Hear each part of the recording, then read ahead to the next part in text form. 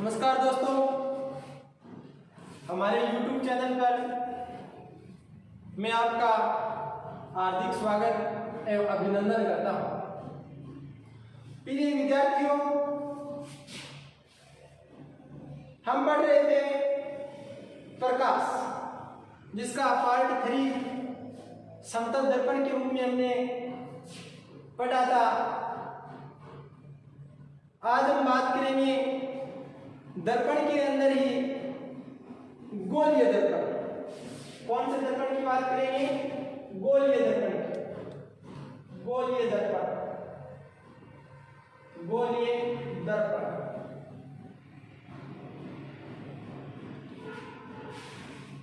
गोलीय दर्पण क्या है, कितने प्रकार का होता है और इनमें प्रतिबिंब कैसे बनते हैं, उनकी प्रकृति कैसी होती है और इनके उपयोग क्या है, इनके बारे में हम अध्ययन करेंगे। तो सबसे पहले मैं आपको बता देना चाहता हूं कि आप वीडियो को अंत तक जरूर देखें। मैं आज आपको वो बातें बता रहा हूं जो शायद आपने पढ़ी है लेकिन कभी समझी नहीं।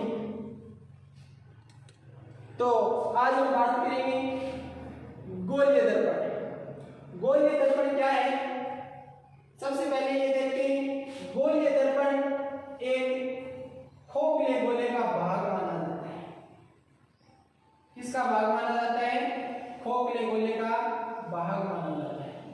मैं मान लूं कि आपके पास एक खोखला गोला है और इस खोखले गोले के मैं 2 पार्ट कर देता हूं।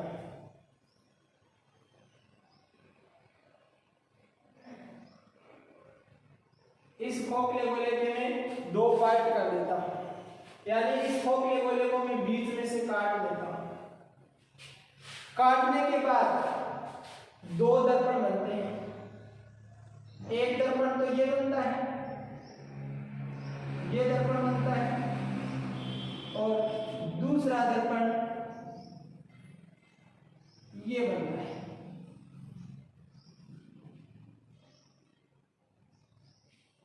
ये हमारे पास परावर्तक पदार्थ, यानी परावर्तक पदार्थ सिल्वर या निकल, और ये सिल्वर या निकल।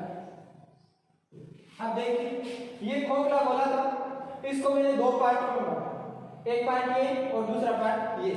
तो ये जो पार्ट है जिसके अंदर की साइड में परावर्तक पदार्थ का लेप किया हुआ है वो उत्तल दर्पण कहलाता है। कौन सा दर्पण कहलाता है? उत्तल दर्पण। और जिसके बाहरी सतह पर किया हुआ है वो अवतल दर्पण कहलाता है। कौन सा दर्पण? अवतल दर्पण। इसे कॉन्वेक्स मिरर बोलते हैं। कॉन्वेक्स मिरर, इंग्लिश में भी नाम याद रखना है। और इसे कॉनकेव मिरर बोलते हैं। कॉनकेव मिरर बोलते हैं। यह अपसारी दर्पण कहलाता है। कौन सा दर्पण? अपसारी दर्पण। और ये अभिसारी दर्पण कहलाता है। कौन सा दर्पण? अभिसारी दर्पण। देखिए दोस्तों, अब हमें कैसे पता चलेगा कि कौन सा उत्तल है कौन सा अवतल है? एक खोखले गोले के भाग माने जाते हैं। यदि मैं जो खोखला गोला है, जैसे ये इनका एक पार्ट है, इसके आंतरिक सतह पर परावर्तक पदार्थ का लेप कर दूं। परावर्तक पदार्थ यानी जो प्रकाश की किरणों को एक माध्यम से दूसरे माध्यम, यानी जो हमारे पास दर्पण है पारदर्शी, उससे आर पार होने से बचाता है और इसी कारण प्रतिबिंब बनता है। तो इस साइड में इसके सिल्वर या निकल का लेप कर दिया, यानी दक्षिणी सतह पर परावर्तक पदार्थ का लेप कर दिया जाता है, और जो ऊपरी सतह है वो परावर्तक सतह का काम करती है। किसका काम करती है? परावर्तक सतह। यानी प्रकाश की किरणें इस बाहर वाली ऊपरी सतह पर आकर गिरती हैं। इस प्रकार का दर्पण उत्तल दर्पण कहलाता है, कॉन्वेक्स मिरर कहलाता है, अपसारी दर्पण कहलाता है। क्योंकि अपसारी दर्पण कहने के पीछे कारण है क्योंकि ये प्रकाश की किरणों को फैलाता है। क्या करता है? फैलाता है, इसीलिए इसको अपसारी दर्पण कहा जाता है। इसी प्रकार अवतल दर्पण, अवतल दर्पण में ए यानी अंदर, ए यानी अंदर, ए का मतलब अंदर से, अवतल में सबसे पहले आता है अंदर, यानी वह दर्पण जिसका आंतरिक भाग परावर्तक सतह का काम करे और बाहरी भाग ऊपरी हुई सतह पर परावर्तक पदार्थ का लेप किया हो, इस प्रकार का दर्पण अवतल दर्पण कहलाता है। यानी ए मतलब, ए का मतलब है अंदर, अंदर वाली सतह से प्रकाश का परावर्तन होगा, यानी प्रकाश की किरणें इस प्रकार से आएंगी, इस सतह से टकराकर ऐसे परावर्तित होंगी। तो इस प्रकार का जो दर्पण है वो कौन सा दर्पण कहलाता है? अवतल दर्पण कहलाता है।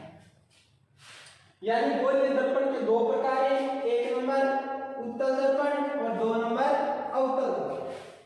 उत्तल दर्पण को कॉन्वेक्स मिरर, अवतल दर्पण को कॉनकेव मिरर। उत्तल दर्पण को अपसारी दर्पण और अवतल दर्पण को अभिसारी दर्पण। अभिसारी यानी ये प्रकाश की किरणों को एक बिंदु पर केंद्रित करता है, और कैसे केंद्रित करता है वो हम जब इनके उपयोग पढ़ेंगे तब मैं इनकी व्याख्या करूंगा, कैसे इनको केंद्रित करता है। तो दो टाइप के हो गए गोलीय दर्पण, ये खोखला गोला है, इस खोखले गोले को मैं दो भागों में बांट दूं तो एक तो उत्तल दर्पण बन जाता है और एक अवतल दर्पण।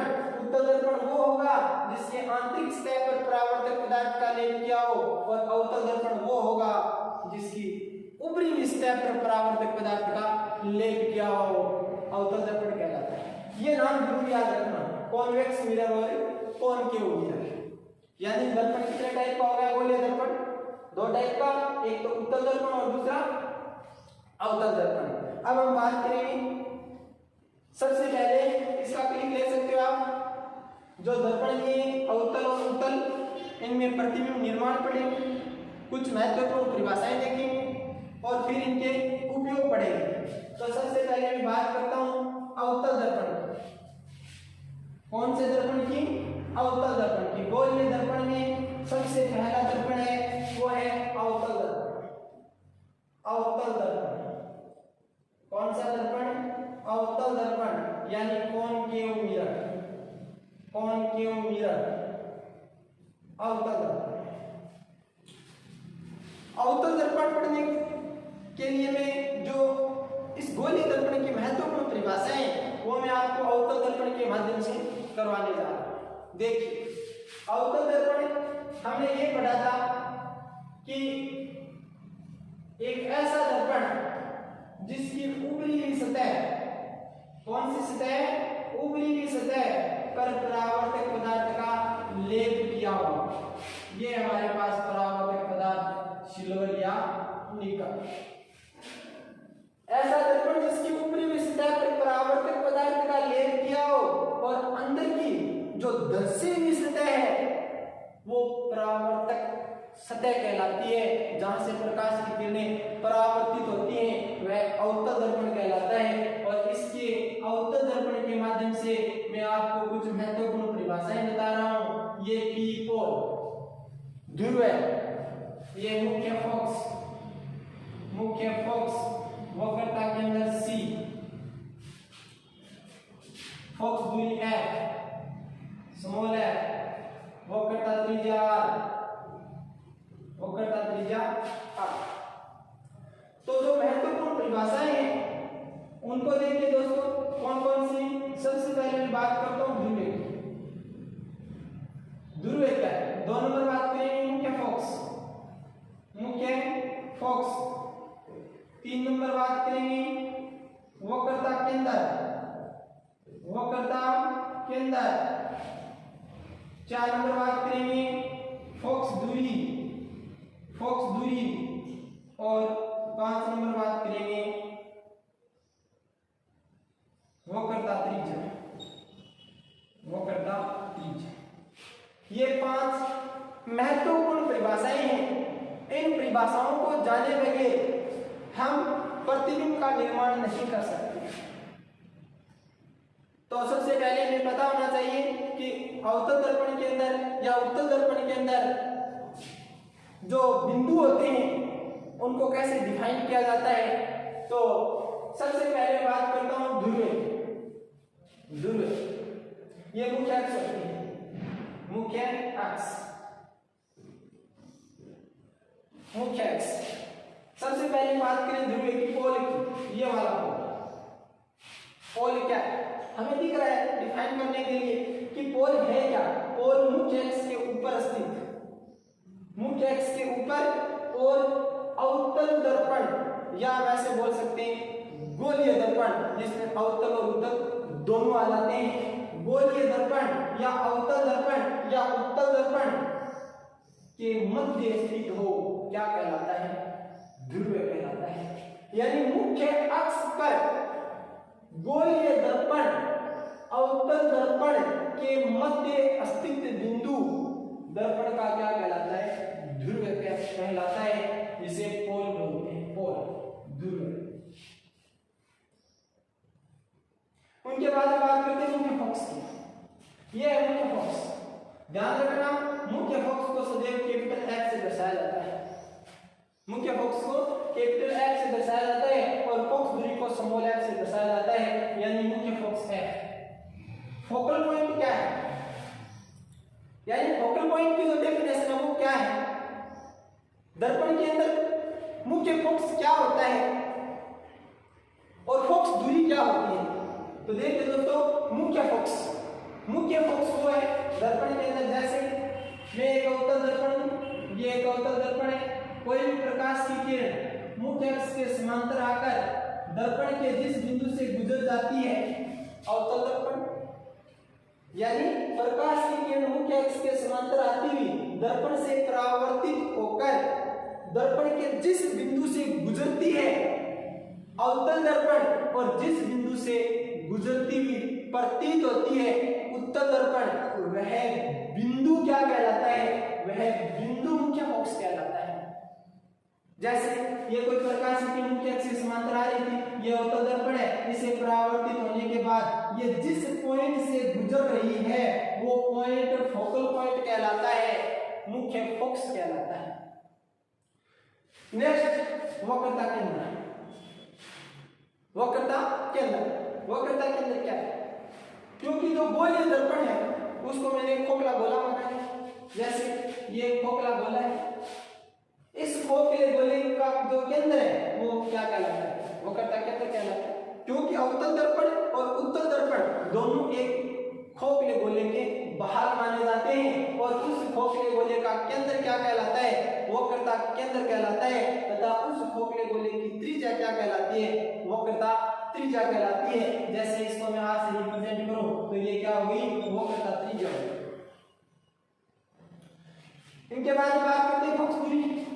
फोकस दूरी क्या है, फोकस दूरी एक ध्रुव है, वह मुख्य फोकस के बीच की दूरी। फोकस दूरी यानी फोकस तक की दूरी, कहां से, दूरियां सदैव दर्पण हो चाहे लेंस हो ध्रुव से मापी जाती हैं, प्रकाश के केंद्र से मापी जाती है। तो दर्पण की बात करें तो मुख्य फोकस तक की दूरी कहां से, ध्रुव से लेकर ये ध्रुव पोल से लेकर और मुख्य फोकस के बीच की दूरी क्या कहलाती है, फोकस दूरी कहलाती है, जिसे स्मॉल एफ से रिप्रेजेंट किया जाता है।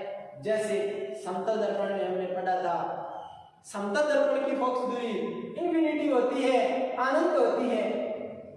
तो फोकस दूरी की परिभाषा क्या बन जाएगी, ध्रुव से मुख्य फोकस के बीच की दूरी क्या कहलाती है, फोकस दूरी कहलाती है। और वक्रता त्रिज्या मैंने आपको बताई थी कि गोलीय दर्पण एक खोखले गोले का भाग माना जाता है और इस खोखले गोले का केंद्र वक्रता केंद्र और त्रिज्या वक्रता त्रिज्या कहलाती है। या ऐसे बोल सकते हैं दर्पण के ध्रुव से वक्रता केंद्र के बीच की दूरी क्या कहलाती है, वक्रता त्रिज्या कहलाती है। क्या कहलाती है, वक्रता त्रिज्या कहलाती है, जिसे कैपिटल आर से दर्शाया जाता है। तो यहाँ पे आप नोट करके एक चीज लिख सकते हो, नोट वक्रता त्रिज्या बराबर होती है 2 गुना फोकस दूरी की, यानी r बराबर होती है 2f के और f बराबर होती है r/2 के।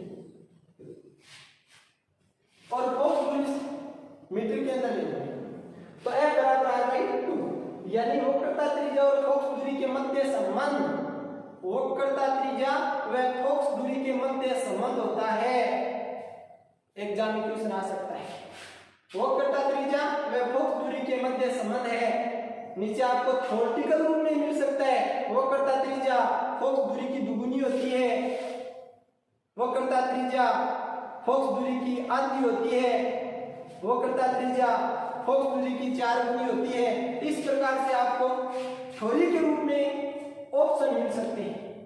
मैथमेटिक्स रूप में मिलेंगे तो कोई दिक्कत नहीं है, लेकिन थ्योरी के रूप में मिलेंगे तो आपको समझना है कि वक्रता त्रिज्या होती है वो फोकस दूरी की दुगुनी होती है, अर्थात r बराबर क्या होता है 2f होता है, और फोकस दूरी होती है वो वक्रता त्रिज्या की आधी होती है।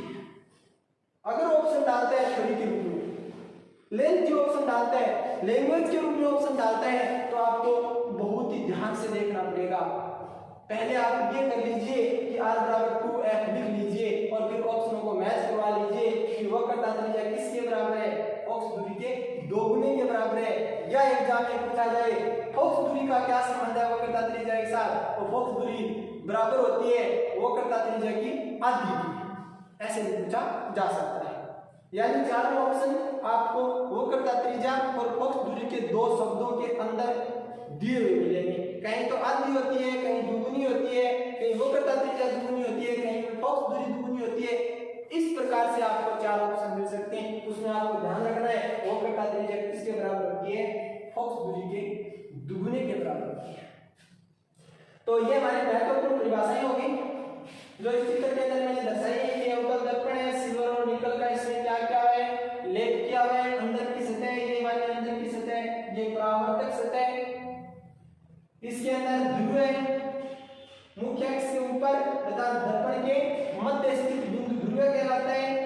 फोकस बिंदु, प्रकाश की किरणें मुख्य अक्ष के समांतर आने वाली प्रकाश की किरणें दर्पण से परावर्तित होकर जिस बिंदु से गुजरती हैं, अवतल दर्पण, तथा जिस बिंदु से गुजरती हुई प्रतीत होती है उत्तल दर्पण, वह बिंदु क्या कहलाता है, मुख्य फोकस कहलाता है। वक्रता केंद्र और वक्रता त्रिज्या एक खोखला गोला माना जाता है, और इस खोखले गोले का केंद्र वक्रता केंद्र और इस खोखले गोले की त्रिज्या वक्रता त्रिज्या कहलाती है।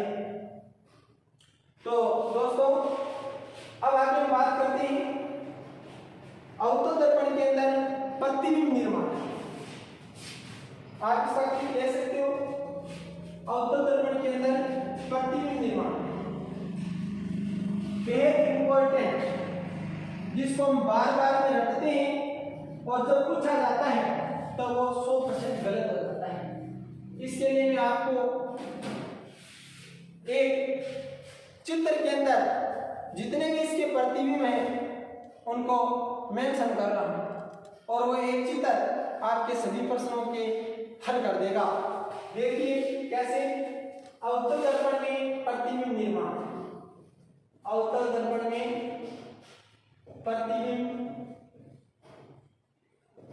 प्रतिबिंब निर्माण,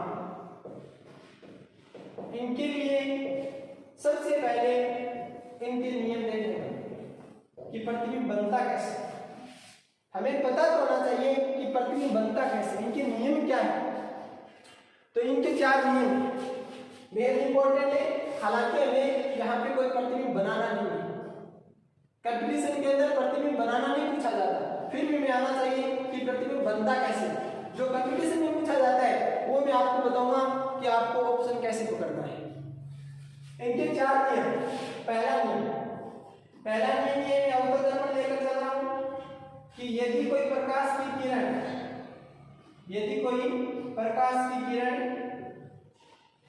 मुख्य अक्ष के समांतर आती है, किसके समांतर, ये मुख्य अक्ष है, मुख्य अक्ष के समांतर आती है तो दर्पण से परावर्तित होकर मुख्य फोकस से गुजर जाती है। किसके समांतर आ रही है, मुख्य अक्ष के पैरेलल आ रही है, और रिफ्लेक्शन होने के बाद दर्पण से कहां से गुजर जाएगी, मुख्य फोकस से गुजर जाती है। और द्वितीय नियम इसका क्या है, यदि कोई प्रकाश की किरण, यह अवतल दर्पण है, यदि कोई प्रकाश की किरण मुख्य फोकस से आते हुए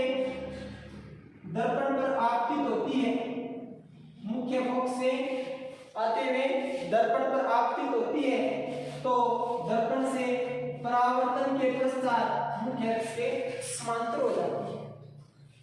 यदि समांतर आती है तो मुख्य फोकस से गुजर जाती है, और यदि मुख्य फोकस से आती है तो मुख्य अक्ष के समांतर हो जाती है। दोनों एक दूसरे के विपरीत। 3 नंबर, यदि कोई प्रकाश की किरण वक्रता के अंदर सी से, इंपॉर्टेंट है, वक्रता के अंदर सी से होकर आपतित होती है। ये वक्रता के अंदर सी है, खोखले गोले का केंद्र वक्रता के अंदर सी से होकर आपतित होती है। किस पे आपतित हो रही है? अवतल दर्पण पे आपतित हो रही है।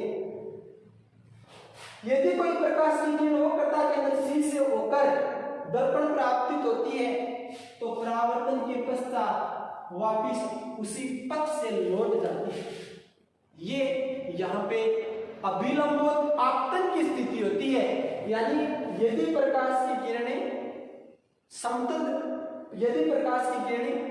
वक्रता के अंदर सी से होकर दर्पण पर आपतित होती है तो वापिस परावर्तन के पश्चात उसी पथ का अनुसरण करती है। अर्थात अभिलंबवत आपतन की स्थिति में जैसे प्रक्रिया बनती है, यानी अभिलंबवत आपतन की स्थिति में प्रकाश की किरण जैसे आती है, परावर्तन के पश्चात वापिस से उसी दिशा में उसी पथ पर लौट जाती है। इस डायरेक्शन से आई थी और वापिस विपरीत दिशा में और इस पथ पर लौट जाती है जिस पथ से ये आई थी। इसी प्रकार इसमें वक्रता के अंदर सी से होकर आने वाली प्रकाश की किरण दर्पण से परावर्तन के पश्चात उसी पथ का अनुसरण करती है, उसी पथ पर लौट जाती है। और 4 नंबर नियम नंबर 4, यदि कोई प्रकाश की किरण ध्रुव पर पोल पर आपतन कोण I से आपतित होती है तो वह उतने ही कोण से क्या हो जाती है? परावर्तित हो जाती है। मान लो कि ध्रुव पर मुख्य अक्ष के साथ 30 डिग्री का कोण बनाते हुए आपतित होती है तो परावर्तन भी 30 डिग्री का कोण बनाते हुए जितने डिग्री के कोण पर आपतित होती है उतने डिग्री कोण पर क्या हो जाती है? परावर्तित हो जाती है। ये प्रतिबिंब निर्माण के 4 महत्वपूर्ण नियम हैं। पहला नियम, यदि मुख्य अक्ष के समांतर आती है तो दर्पण से रिफ्लेक्शन के पश्चात मुख्य फोकस से गुजर जाती है। इसका उल्टा, यदि मुख्य फोकस से आती है तो रिफ्लेक्शन के पश्चात मुख्य अक्ष के समांतर हो जाती है। तीसरा, अभिलंबवत आपतन की स्थिति, यदि वक्रता केंद्र से होकर आती है तो परावर्तन के पश्चात वापिस उसी पथ पर चली जाती है जिस पथ से आई थी। और 4 नंबर, यदि ध्रुव प्राप्तित होती है तो जितने डिग्री कोण पर आपतित हुई उतने डिग्री कोण पर क्या हो जाती है? परावर्तित हो जाती है। ये 4 भेद महत्वपूर्ण नियम हैं। अब हम बात करते हैं, आप इनका क्लिक ले सकते हो लिखने की बजाय। जो किरण चित्र है इनके माध्यम से आपको पता चल जाएगा कि जो प्रतिबिंब का निर्माण है वो कैसे होता है, उनके नियम कौन से। ये 4 नियम हैं। तो हमें कोई 2 नियम यूज में लेने प्रतिबिंब का निर्माण के लिए। तो सबसे पहले प्रतिबिंब निर्माण,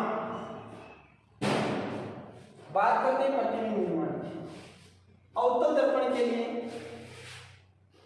प्रतिबिंब निर्माण के लिए 6 स्थितियां होती हैं। कितनी स्थितियां होती हैं? 6 स्थितियां। अगर 6 स्थितियों को, 6 कंडीशंस को अलग अलग पढ़ा जाए तो समझ से बाहर है। जो आप हर बार पढ़ते आ रहे हो मैं उससे हटकर आपको पढ़ा रहा हूं।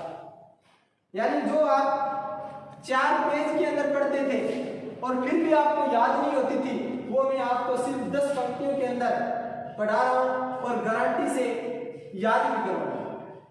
तो देखिए दोस्तों, अवतल दर्पण में प्रतिबिंब निर्माण हमने नियम पढ़ लिए। मैं आपको एक प्रतिबिंब बनाकर दिखाऊंगा कि वो नियम कैसे उपयोग में लिए जाते हैं। तो इनकी 6 स्थितियां हैं, मैं एक चार्ट बना रहा हूं। सबसे पहले बिंब की स्थिति, बिंब की स्थिति।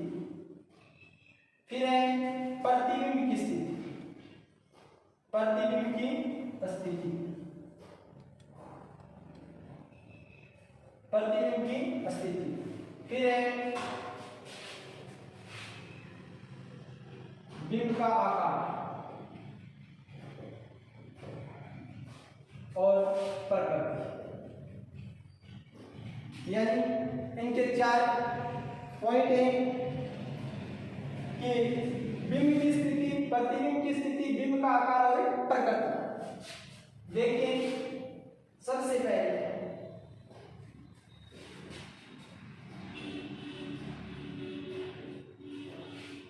बिंब की स्थिति। बिंब की 6 स्थितियां होंगी। कितनी स्थितियां होंगी? 6 स्थितियां। तो क्रम से लेते हैं। 1 नंबर, जब वस्तु अनंत पर हो। कहां पर हो? अनंत पर हो। जब वस्तु अनंत पर हो, में अवतल दर्पण के अंदर जो प्रतिबिंब निर्माण है उनकी एक तालिका है, उसमें 6 स्थितियां हैं। इनको बच्चों हमें याद नहीं करना है। जो इनकी 6 स्थितियां हैं कि बिंब को कहाँ रखा जाए, प्रतिबिंब कहाँ मिलेगा, प्रतिबिंब का आकार कैसा होगा और उनकी प्रकृति कैसी होगी, इन चीजों को हमें याद नहीं करना है, बल्कि मैं एक किरण आरेख से आपको समझा रहा हूँ। आप एक सिचुएशन को पकड़ लीजिए किसी भी को और आप 6 की जो स्थितियां हैं उनको हल कर सकते हो। तो देखो ये अवतल दर्पण क्या है? अवतल दर्पण यानी जिसका धंसा हुआ भाग प्रकाश की किरणों का परावर्तन के अवतल दर्पण कहलाता है। यानी इसके ऊपरी हुए भाग पर परावर्तक पदार्थ सिल्वर या निकल का लेप किया जाता है। तो ये इसका ध्रुव है, पोल है P, मुख्य फोकस है वक्रता के अंदर C, और इस साइड में मैं पॉइंट ले लेता हूं इंफिनिटिव अनंत। तो दोस्तों हम देखते हैं 1 नंबर स्थिति। 1 नंबर स्थिति है वस्तु अनंत पर। आपको 2 शब्द ध्यान में रखने, एक तो पर और एक बीच। यदि ऑब्जेक्ट वस्तु यदि किसी बिंदु पर है तो इमेज भी किसी बिंदु के ऊपर ही बनेगी।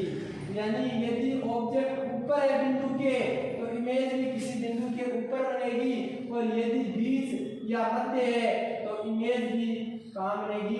बीच या मध्य बनेगी। यानी आपको कोई भी प्रश्न पूछता है उसमें आपके 2 ऑप्शन तो यहीं से कट जाएंगे। यदि प्रश्न में आपको वस्तु की स्थिति किसी बिंदु के ऊपर दी हुई है तो बीच वाले 2 ऑप्शन तो आपके कैंसिल हो गए, बीच में से उत्तर नहीं आएगा। तो सबसे पहला बिंदु है बिंब की स्थिति है वस्तु अनंत, ये इंफिनिटिव है, और यहाँ पे मैं वस्तु की स्थिति नंबर 1 मान लेता हूँ। ऑब्जेक्ट है ये अनंत पर हो तो प्रतिबिंब कहाँ बनेगा? प्रतिबिंब मुख्य फोकस पर बनेगा। कहाँ पे बनेगा? मुख्य फोकस पर बनेगा। प्रतिबिंब यहाँ बनेगा, और कैसा बनेगा? उल्टा बनेगा, वास्तविक बनेगा, और एक बिंदुवत आकार का। कैसा बनेगा? बिंदुवत। यानी किस पर है? अनंत पर है तो प्रतिबिंब मुख्य फोकस पर बनेगा। कैसा होगा? बिंदुवत आकार का होगा, वास्तविक होगा वह उल्टा होगा। कहने का मतलब वस्तु से छोटा होगा, वास्तविक होगा और एक उल्टा होगा। अब वास्तविक क्या होते हैं और आभासी क्या होते हैं? प्रतिबिंब 2 प्रकार के होते हैं। वो बाद में आपको अंतर दिखा दूंगा वास्तविक प्रतिबिंब और आभासी प्रतिबिंब में। आप देखिए आपको सिर्फ एक पहली जो सिचुएशन है उसको याद रखनी है। 5 बची हुई जो 5 है वो आप खुद कर सकते। 2 नंबर मैं एक स्टेप आगे चलता हूँ। एक स्टेप आगे चलने का मतलब मान लो कि अनंत और C के बीच में टोटल 2 स्टेप है और मैं एक स्टेप आगे चला, पर से मैं एक स्टेप आगे चला, मैं कहाँ पे आ गया? अनंत व वक्रता के अंदर के बीच आ गया। 2 नंबर स्थिति ये वाली वस्तु अनंत व C के बीच हो तो कन्फर्म है कि वस्तु बीच हो तो प्रतिबिंब बीच बनेगा। इसका मतलब पर तो नहीं। अब आपको याद रखना है कि अगर अनंत पर थी तो मुख्य फोकस पर बना। आप एक स्टेप आगे चले तो इमेज को एक स्टेप पीछे लेकर आइए और आपकी इमेज 2 नंबर स्थिति की इमेज 2 नंबर डैश कहाँ पे बन जाएगी? बीच बन जाएगी और कहाँ पे? एफ व सी के बीच बन जाएगी। तो ये आपका हो जाएगा वस्तु का जो ऑब्जेक्ट है उसको अनंत व सी के बीच रखा हो तो प्रतिबिंब में एफ व सी के बीच बनता है। मुख्य फोकस वक्रता केंद्र के बीच बनता है। कैसा बनता है? वस्तु से छोटा बनता है, वास्तविक में उल्टा बनता है। यानी आपको करना क्या है? आप अनंत करते हैं, आप एक स्टेप आगे चले, प्रतिबिंब एक स्टेप पीछे, फिर आप एक स्टेप आगे चले हुए, फिर प्रतिबिंब एक स्टेप पीछे, यानी प्रतिबिंब आपकी तरफ आएगा 3 नंबर। यदि वस्तु सी पर इंपॉर्टेंट है 3 नंबर, यदि वस्तु सी पर हो, सी का मतलब वक्रता केंद्र पर हो, वस्तु सी पर हो, कैसे पता चला कि वस्तु सी पर आएगी? क्योंकि जब अनंत पर थे एक स्टेप चले, हम आ गए थे अनंत व सी के बीच, फिर मैं एक स्टेप चला, अब मैं ऊपर आ गया। किसके ऊपर आ गया? 3 नंबर स्थिति में सी के ऊपर आ गया। पहले अनंत पर था, एक स्टेप आगे चला, बीच आया, फिर एक स्टेप आगे चला, ऊपर आया। इसके सी के अनंत पर था, प्रतिबिंब मुख्य फोकस पर बना, जब बीच था तब बीच बना, फिर ऊपर आया तो कहां पे बन जाएगा? एक स्टेप पीछे ऊपर बन जाएगा। 3 नंबर का ये 3 नंबर डैश, यानी आप इधर चलिए, ऑब्जेक्ट को इधर लेकर जाइए, इमेज इधर आएगी। ऑब्जेक्ट दर्पण की तरफ जाएगा, इमेज आपकी तरफ आएगी, यानी दर्पण से दूर हटेगी। तो ये 3 नंबर ऑब्जेक्ट है, इसकी प्रतिबिंब क्या बना? 3 नंबर डैश। ये महत्वपूर्ण क्यों है? पर ऑब्जेक्ट कहां पर? सी पर, इमेज कहां पर? सी पर, यानी पर अर्थात ऊपर है तो इमेज भी ऊपर बनी। लेकिन जैसे जैसे आप आगे बढ़ते जा रहे हो, पहले प्रतिबिंब बिंदुवत आकार का, फिर थोड़ा सा बड़ा और फिर और बड़ा, और कितना बड़ा कि जितनी बड़ी इमेज ऑब्जेक्ट है उतनी बड़ी इमेज बन जाती है। यानी 3 नंबर जो स्थिति है उसमें एच और एच डैश दोनों क्या हो जाते हैं? बराबर हो जाते हैं। यानी दर्पण की वह कौन सी स्थिति है जहां पे बिंब व इमेज प्रतिबिंब दोनों बराबर बनते हैं? और तो दर्पण की वह स्थिति है कि वस्तु वक्रता के अंदर सी पर स्थित है, और इस स्थिति के अंदर जो मैग्नीफिकेशन है m का मान वो भी 1 होता है, क्योंकि h डैश बटा h लिखेंगे दोनों बराबर है तो मान 1 आ जाएगा। जैसे हमने समतल दर्पण में पढ़ा था कि समतल दर्पण की आवर्त क्षमता का मान +1 होता है। 4 नंबर स्थिति आप खुद ही तय कर सकते हो कौन सी होगी। स्टेप बाय स्टेप आगे चल रहे, आप सी पर आ गए तो आप कहां पे जाओगे? पर के बाद आप बीच जाओगे, और किसके बीच जाओगे? ये सी है और ये एफ है, उन दोनों के बीच आ जाइए आप। यहाँ पे आ गए 4 नंबर स्थिति। अब बीच गए तो आपका जो कंसेप्ट है ये कहता है कि अगर ऑब्जेक्ट बीच है तो इमेज भी बीच बनेगी। अब आपको तय करना है किसी बिंदु के ऊपर तो नहीं बनने वाली, और आप ये भी जानते हो कि ऑब्जेक्ट आगे चलता है, इमेज पीछे खिसकती है, तो एक स्टेप पीछे चला दीजिए। एक स्टेप पीछे होगे तो आपकी इमेज 4 नंबर डैश ये बन जाएगी। कहां पे? अगर सी पर थे तो सी पर बने, सी व एफ के बीच गए तो प्रतिबिंब बना सी व अनंत के बीच, यानी 4 नंबर स्थिति का बना 4 नंबर डैश। 5 नंबर आप कहां पे जाओगे? स्टेप आगे एफ पर, किस बिंदु के ऊपर आ रहे हो? मुख्य फोकस पर आ रहे हो 5 नंबर स्थिति में। तो ऊपर गए हो तो प्रतिबिंब भी ऊपर बनेगा, और आप जानते हो कहां पे बनेगा? अनंत पे बनेगा। कहां पे बनेगा? अनंत पे, जो काफी बड़ा होगा। यहां से आप 5 नंबर में देख सकते हो वस्तु एफ पर है तो प्रतिबिंब अनंत पर बनेगा, वस्तु से बहुत बड़ा होगा, वास्तविक वह उल्टा होगा। अब आप गौर कीजिए इस बात पे कि 5 नंबर और 1 नंबर में बोला गया था वस्तु अनंत पर हो, प्रतिबिंब कहां पे बनता है? प्रतिबिंब मुख्य फोकस पर बनता है। और 5 नंबर में क्या गया कि वस्तु कहां पे हो? मुख्य फोकस पर हो, तो प्रतिबिंब कहां पे बनता है?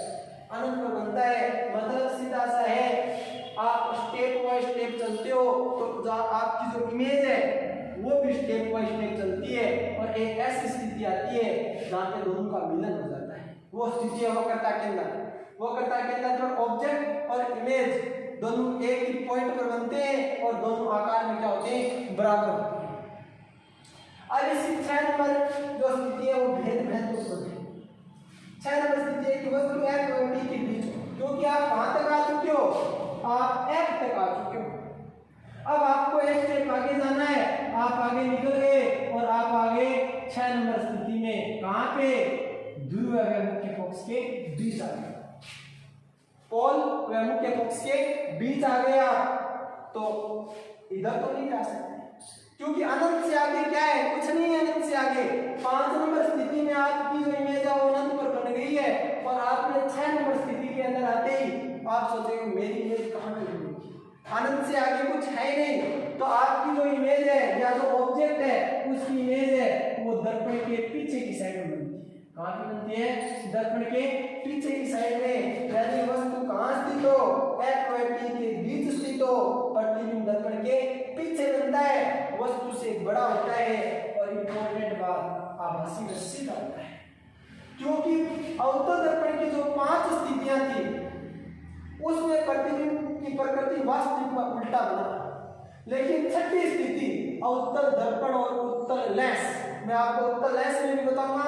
अवतल दर्पण और उत्तल लेंस के अंदर प्रतिबिंब आभासी व सीधा, आभासी व सीधा उत्तल दर्पण में भी बनता है लेकिन उसमें सदैव छोटा बनता है। उस दर्पण का नाम बताइए, उसे दर्पण का नाम बताइए जिसमें प्रतिबिंब आभासी सीधा व वस्तु से बड़ा बनता है। तो आभासी व सीधा देखते उत्तल दर्पण नहीं करना है, वस्तु से बड़ा बनता है, ये चीज याद रखनी है। वह अवतल दर्पण होता है और उत्तल लेंस होता है। तो दर्पण के उस साइड में बढ़ गया, ये वाली स्थिति विशेष स्थिति है 6 नंबर।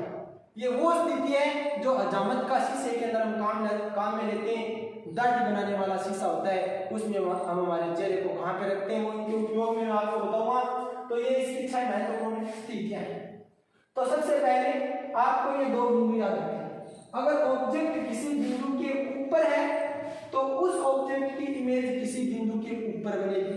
अगर 2 बिंदु के बीच है ऑब्जेक्ट तो इमेज की 2 बिंदु के बीच बनेगी। मतलब सीधा शायद 4 ऑप्शन में से 2 ऑप्शन तो आपके यहीं से कट हो जाएंगे। अब फिर 2 बचेंगे। आपको कुछ भी पूछ सकता है, स्थिति पूछ सकता है, आकार पूछ सकता है, प्रकृति पूछ सकता है, सदी के सदी आपको याद नहीं करनी। आपको एकमात्र एक कंडीशन याद करनी है। पहली एक कंडीशन कि अनंत प्रतल कहां बनता है, F पर बनता है। फिर आप स्टेप बाय स्टेप आगे चलते जाइए, आपका जो इमेज है वो भी स्टेप बाय स्टेप पीछे आती जाएगी।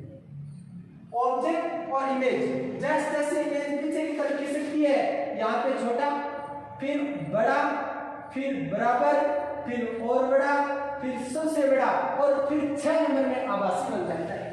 यानी धीरे धीरे इमेज बढ़ती जाती है लेकिन ऑब्जेक्ट ना तो बढ़ता है ना घटता है, ये बराबर रहता है। देख सकते हैं 1 नंबर स्थिति में उतनी होनी चाहिए, 2 नंबर में, क्योंकि ऑब्जेक्ट तो एक है, उसको अलग अलग स्थितियों पर हम रख रहे हैं और उसकी इमेज देख रहे हैं कि कब छोटा बनता है, कब बड़ा बनता है, कब बराबर बनता है और कब आभासी बनता है।